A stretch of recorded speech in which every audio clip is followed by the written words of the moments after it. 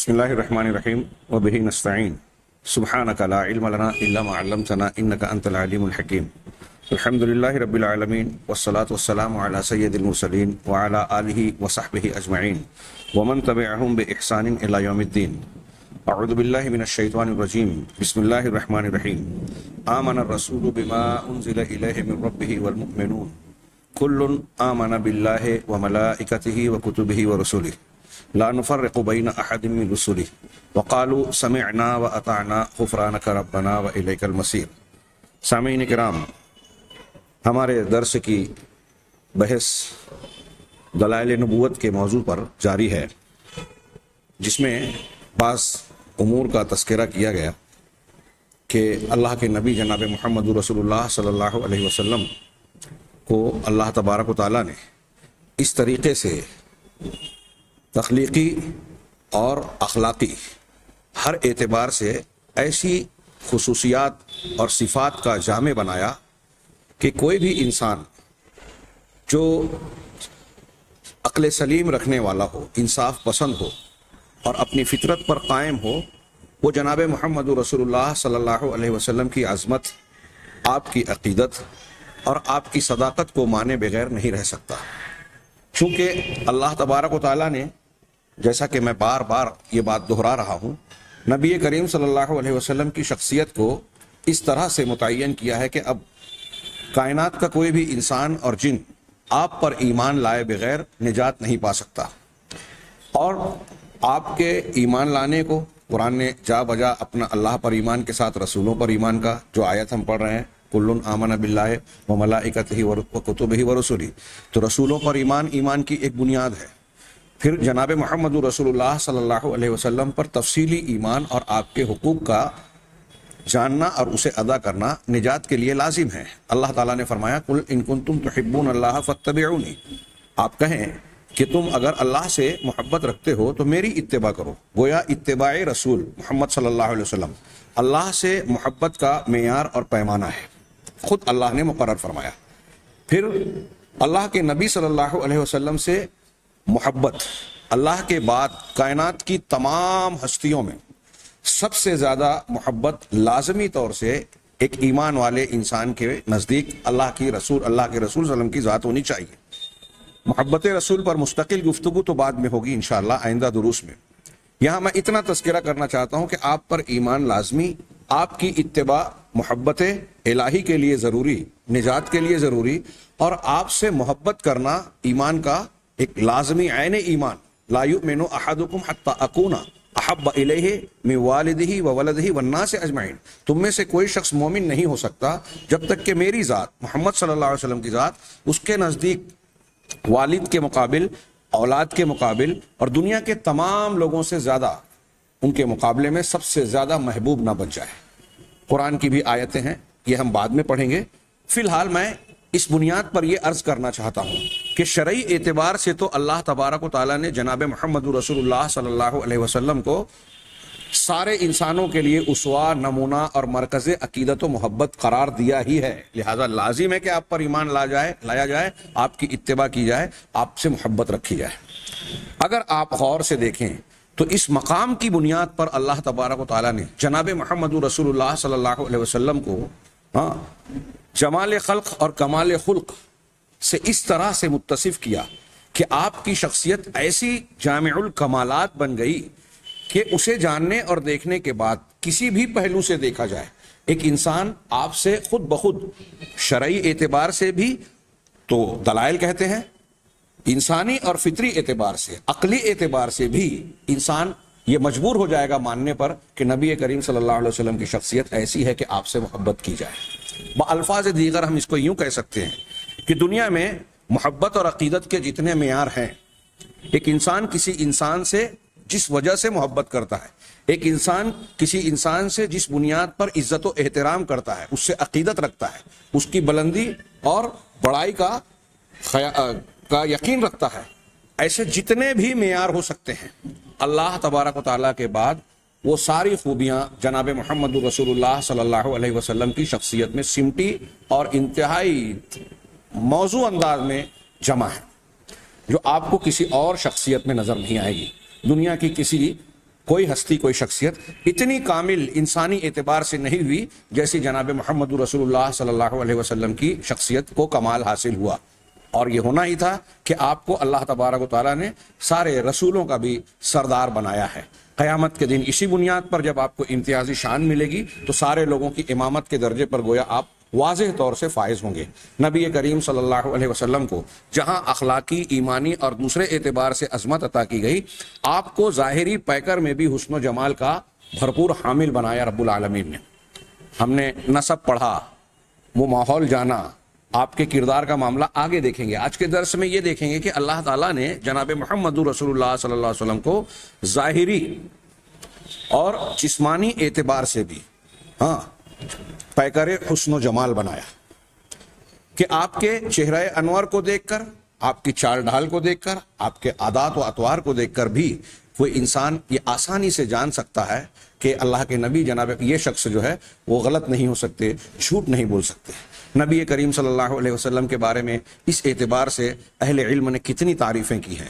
شمائل محمدی ایک ہوتی ہے نبی کریم صلی اللہ علیہ وسلم کی سیرت، جس میں آپ کے حالات زندگی، اعمال، اخلاق، عبادات اور تعلیمات کے مختلف گوشوں پر گفتگو کی جاتی ہے. واقعات کو بیان کیا جاتا ہے، جنگوں اور محفلوں، مجلسوں، نکاح بیاہ، لوگوں سے معاملات اور ساری باتوں کو تذکرہ کیا جاتا ہے. لیکن ایک چیز ہے شمائل، یعنی عادت و اطوار. اس پر باقاعدہ اہل اسلام کے علماء نے، اہل اسلام میں سے بڑے بڑے علماء نے کتابیں لکھی ہیں. اس سلسلے کی پہلی اور انتہائی مشہور اور امت کے اندر مقبول کتاب امام ترمذی، ابو عیسیٰ محمد ابن عیسیٰ ترمذی، جن کی سب سے زیادہ مشہور و معروف کتاب سنن ترمذی ہے، جس کو کتب ستہ میں شمار کیا جاتا ہے، جو امام بخاری کے شاگرد بھی ہیں.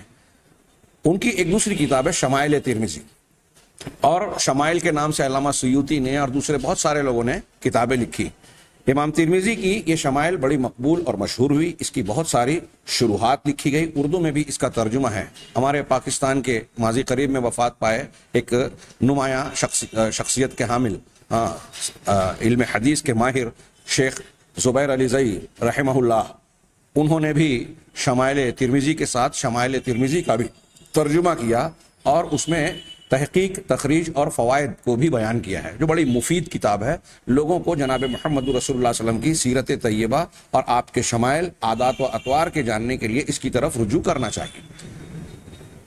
اور پھر نبی کریم صلی اللہ علیہ وسلم کے حلیہ مبارک اور آپ کے عادات و اطوار پر بھی اگر آپ نگاہ ڈالیں تو حضرت حسان بن ثابت رضی اللہ تعالیٰ عنہ کا وہ مشہور شعر یاد آتا ہے، وَأَحْسَنُ مِنْكَ لَمْ تَرَ قَطُّ عَيْنِي وَأَجْمَلُ مِنْكَ لَمْ تَلِدْنَ النِّسَاء، کہ آپ سے زیادہ حسین شخصیت کو میری آنکھوں نے دیکھا ہی نہیں، اور آپ سے زیادہ خوبصورت اور جمیل انسان کو عورتوں نے جنم ہی نہیں دیا، پیدا ہی نہیں ہوا کوئی. ماؤں نے آپ سے زیادہ خوبصورت انسان کو جنم ہی نہیں دیا. خلقت مبرأ من کل عیب، آپ کو ہر عیب سے پاک اور صاف بنا کر پیدا کیا گیا. کأنک قد خلقت کما تشاء، کہ ایسا لگتا ہے، محسوس ہوتا ہے جیسے آپ ویسے ہی پیدا ہوئے جیسے خود آپ نے چاہا. حضرت حسان بن ثابت رضی اللہ تعالیٰ عنہ کا یہ شعر ہے. اس سلسلے میں اور بھی بڑے اشعار کہے گئے. ہمارے ہاں بڑا مشہور شعر بلغ العلا بکمالہ کشف الدجا بجمالہ، غالباً یہ شیخ سعدی کا ہے، کہ آپ کے کمال کے ساتھ بلندی اعلیٰ مقام پر پہنچی، آپ کے ذریعے سے پہنچی. کشف الدجا بجمالہ، آپ کے جمال سے، حسن و جمال سے تاریکی چھٹ گئی. صلو علیہ وآلہ. اور کیا ہے آگے شعر؟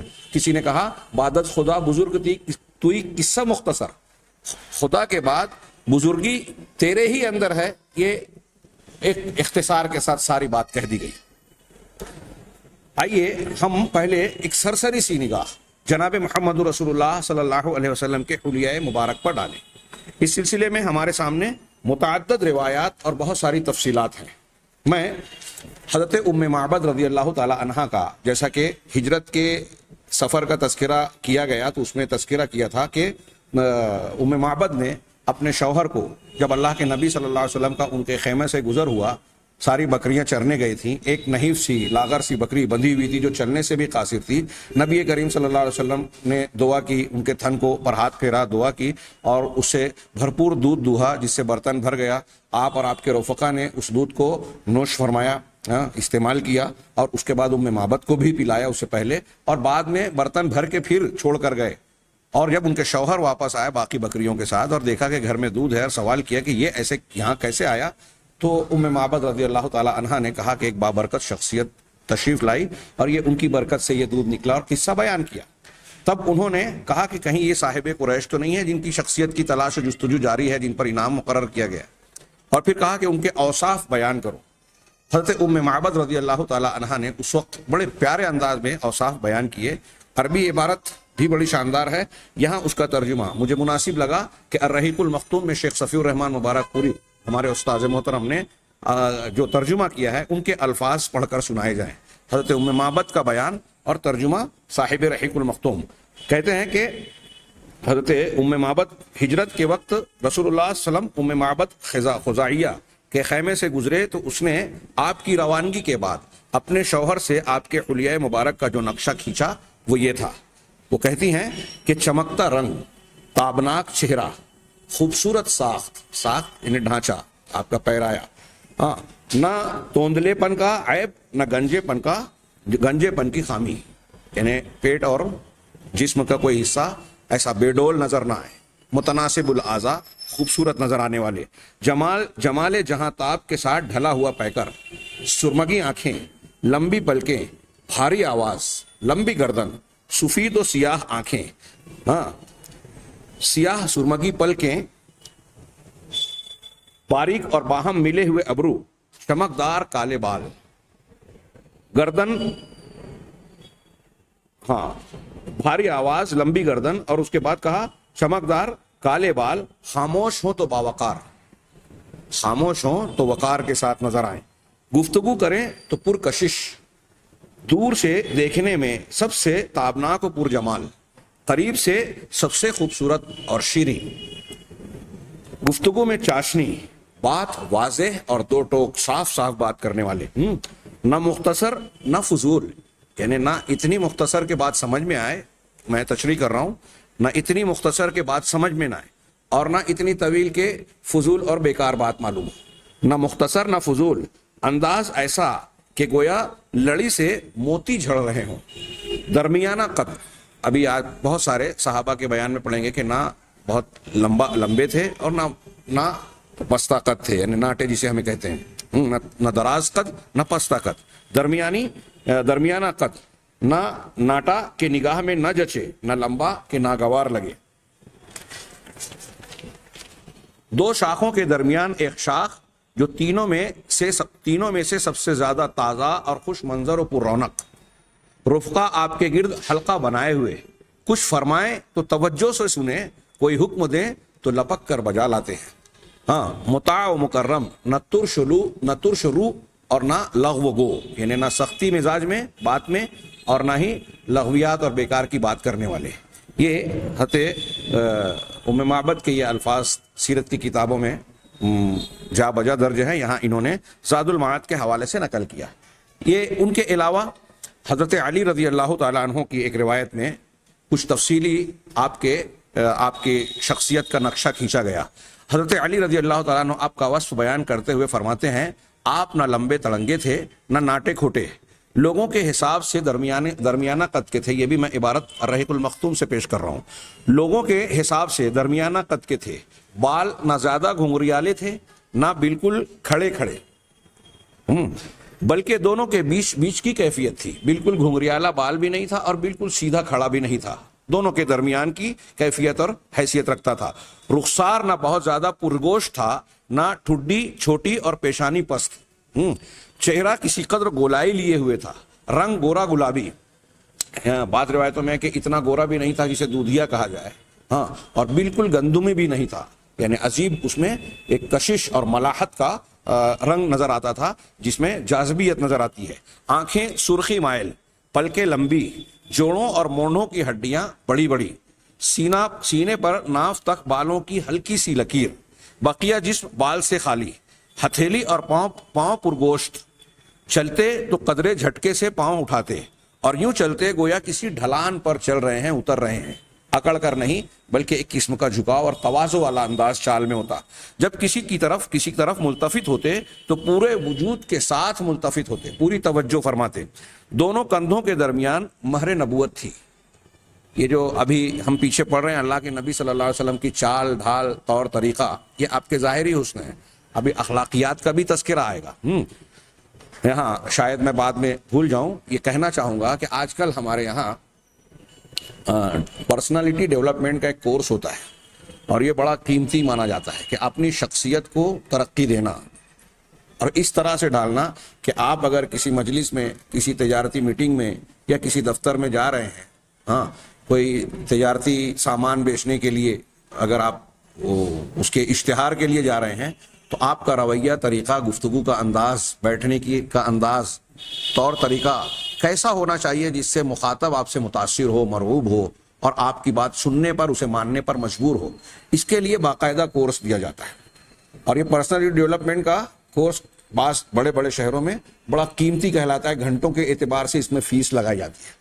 میں یہ عرض کرنا چاہوں گا کہ اگر کوئی شخص اپنی پرسنالٹی، اپنی شخصیت کو نکھارنا چاہتا ہے، اس کو بلندی، پرکشش بنانا چاہتا ہے، بلندی عطا کرنا چاہتا ہے، تو جناب محمد رسول اللہ صلی اللہ علیہ وسلم کے طور طریقوں اور عادات و اطوار کا مطالعہ کرے، آپ کی سیرت طیبہ کا مطالعہ کرے اور آپ کے طور طریقوں کو اپنے محفلوں میں، مجلسوں میں، اٹھنے بیٹھنے میں، طور طریقوں میں جتنے بھی آپ کے اخلاقیات ہیں، اگر اسے انسان اپنی طاقت بھر اختیار کرنے کی کوشش کرے گا تو اس سے زیادہ بہتر پرسنالٹی کا ڈیولپمنٹ نہیں ہو سکتا جتنا جناب محمد رسول اللہ صلی اللہ علیہ وسلم کے طور طریقوں کو اپنانے میں حاصل ہوگا۔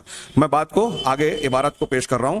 دونوں کندھوں کے درمیان مہر نبوت تھی۔ میرے ہاتھ میں کئی روایتیں ہیں، مسلم شریف کی اور دوسری کتابوں میں حضرت جابر بن سمرہ کی، میں نے اس سے پہلے ایک مرتبہ تذکرہ کرتے ہوئے برا ابن عازب کہہ دیا تھا غلطی سے، وہ صائب بن یزید کی روایت ہے جس میں یہ ہے کہ میں اپنی خالہ کے ساتھ رسول اللہ صلی اللہ علیہ وسلم کے پاس گیا، انہوں نے کہا اللہ کے رسول میرا یہ جو بھانجا ہے، بہن کا بیٹا، یہ کچھ درد میں مبتلا ہے، چنانچہ آپ اللہ کے رسول صلی اللہ علیہ وسلم نے میرے سر پر ہاتھ پھیرا اور میرے لیے برکت کی دعا کی اور وضو کیا، پس میں نے آپ کے وضو کے پانی سے کچھ حصہ پیا،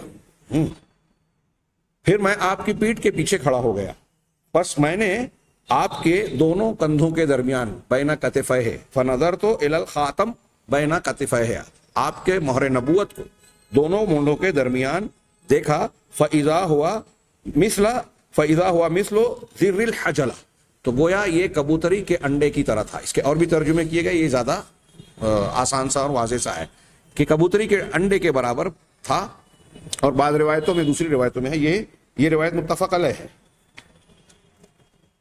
حضرت برا کی یہ روایت متفق علیہ ہے بخاری اور مسلم میں۔ اور بھی دوسری روایتیں ہیں، بعض روایتوں میں یہ ہے کہ آپ کی جلد کی چمڑی سے ملتا جلتا ہی معاملہ تھا۔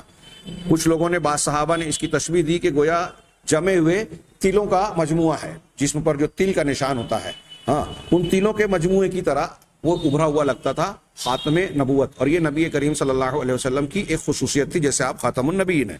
چنانچہ حضرت علی رضی اللہ تعالیٰ عنہ کے بیان میں ہے، وہ کہتے ہیں کہ دونوں کندھوں کے درمیان مہر نبوت تھی، آپ سارے انبیاء کے خاتم تھے، سب سے زیادہ سخی دست اور سب سے بڑھ کر جرأت مند۔ ابھی ہم آگے جب اللہ کے رسول صلی اللہ علیہ وسلم کے اخلاق پڑھیں گے تو یہ معلوم ہوگا کہ آپ اخلاقی اعتبار سے جو بھی قدر کو لیں، سخاوت، شجاعت یعنی بہادری، شرم و حیا، تواضع اور انکساری، صبر و ضبط، طاقت و اختیار کے بعد مقابل کو معاف کر دینا، جس خوبی کو آپ دیکھیں گے اس میں آپ دنیا میں سب سے اعلیٰ اور سب سے بلند مقام پر فائز نظر آئیں گے۔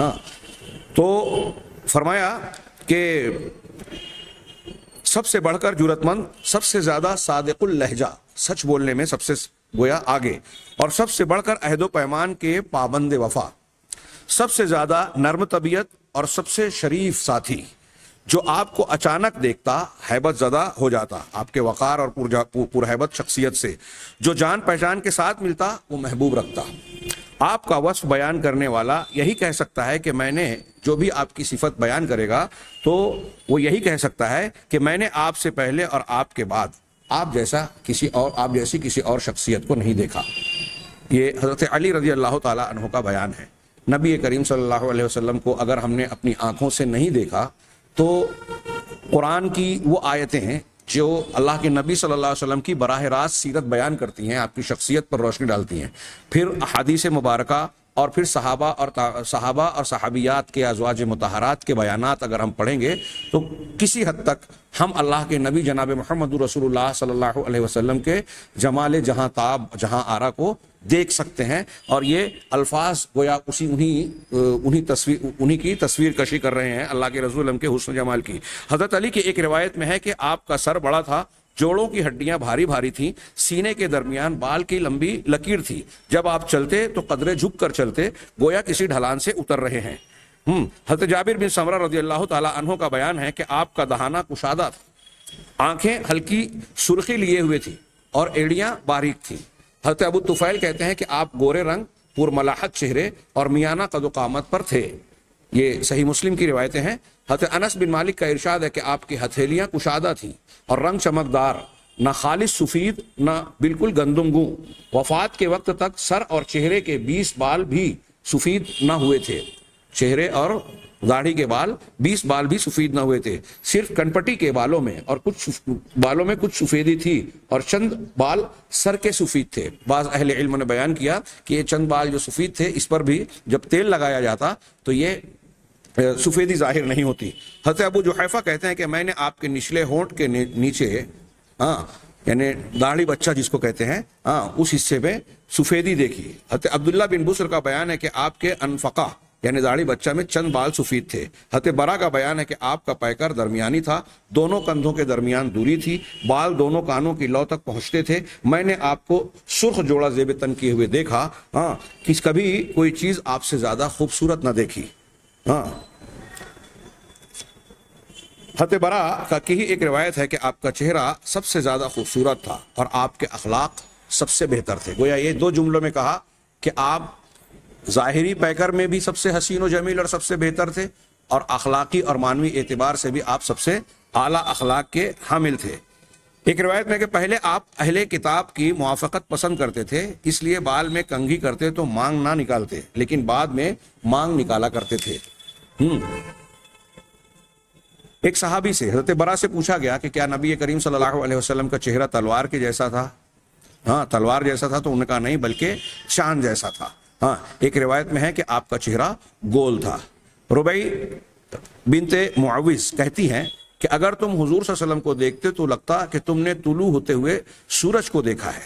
حضرت جابر بن سمرہ کا بیان ہے کہ میں نے ایک بار چاندنی رات میں آپ کو دیکھا، آپ پر سرخ جوڑا تھا، میں رسول اللہ صلی اللہ علیہ وسلم کو دیکھتا اور چاند کو دیکھتا، آخر اسی نتیجے پر پہنچا کہ آپ چاند سے زیادہ خوبصورت ہیں۔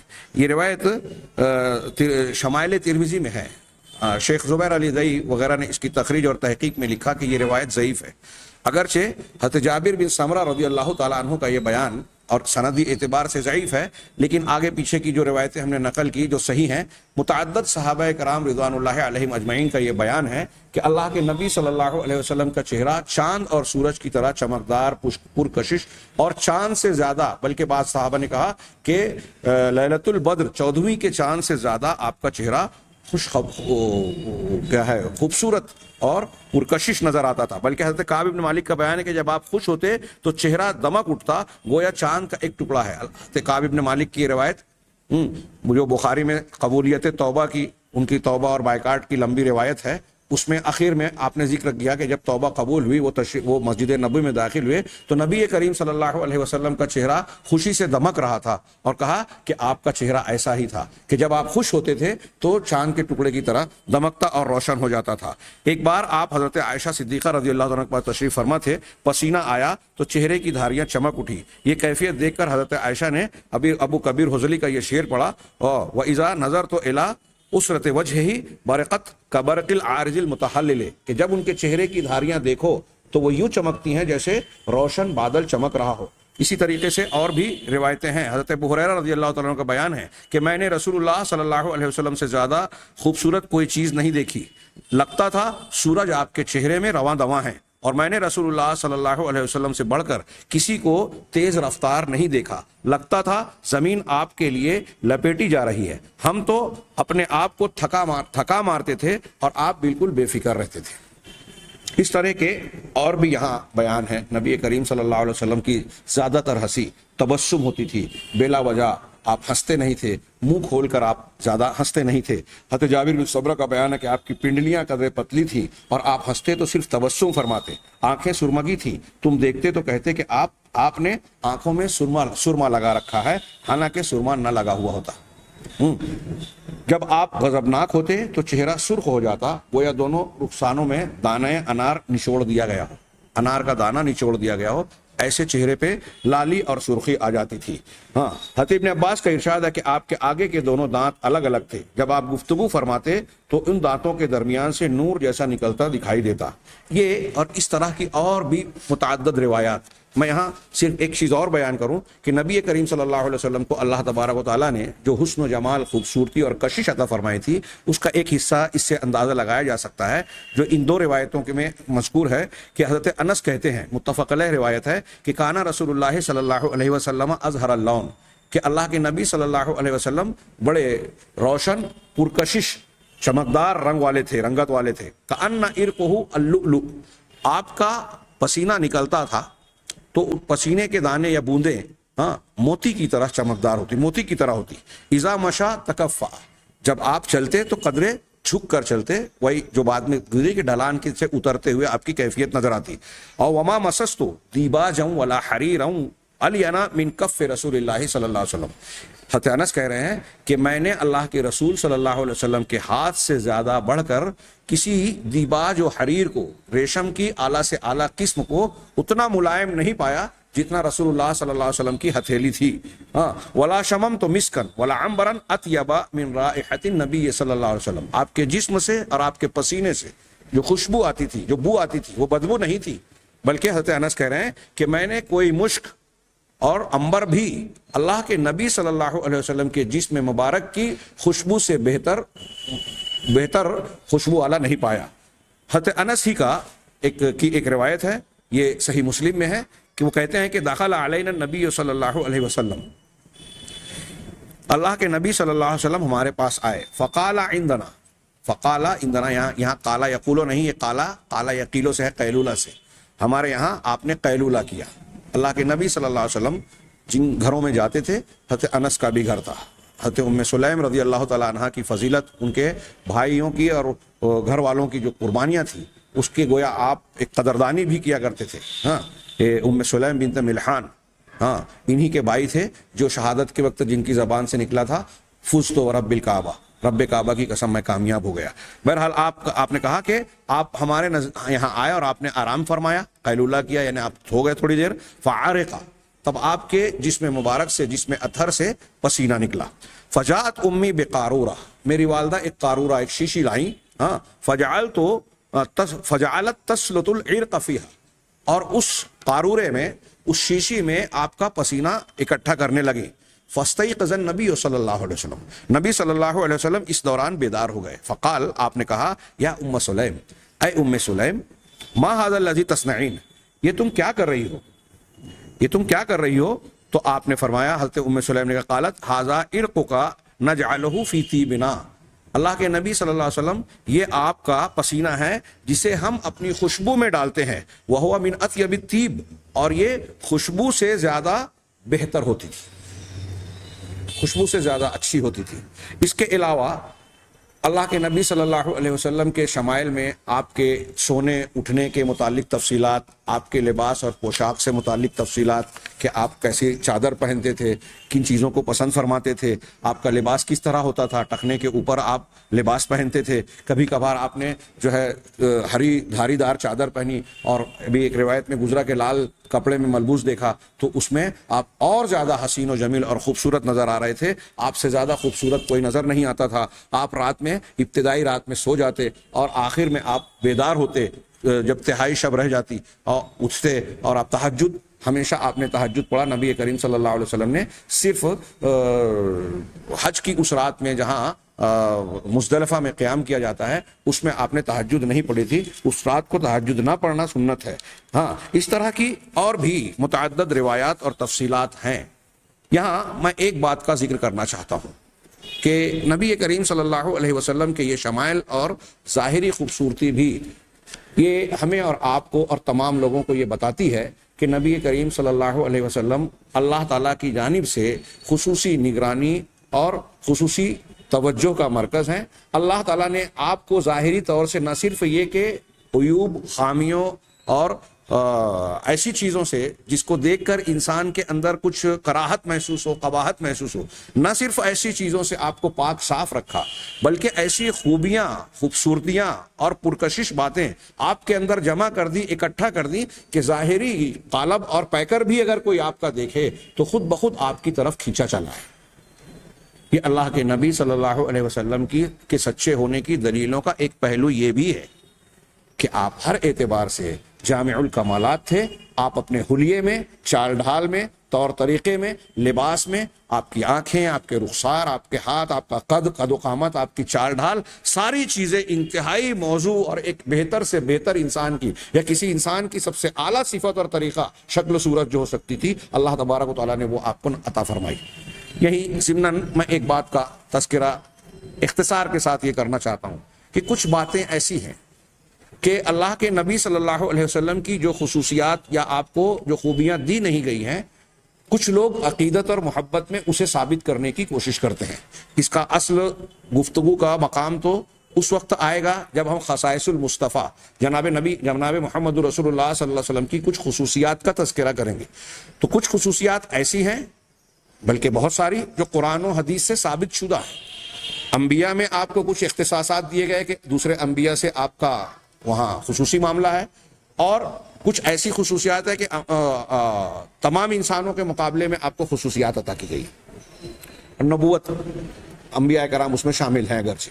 تو ان خصوصیات میں جو عطا کی گئی ہیں ان سے ہٹ کر کچھ لوگ کچھ چیزیں بیان کرنے کی کوشش کرتے ہیں.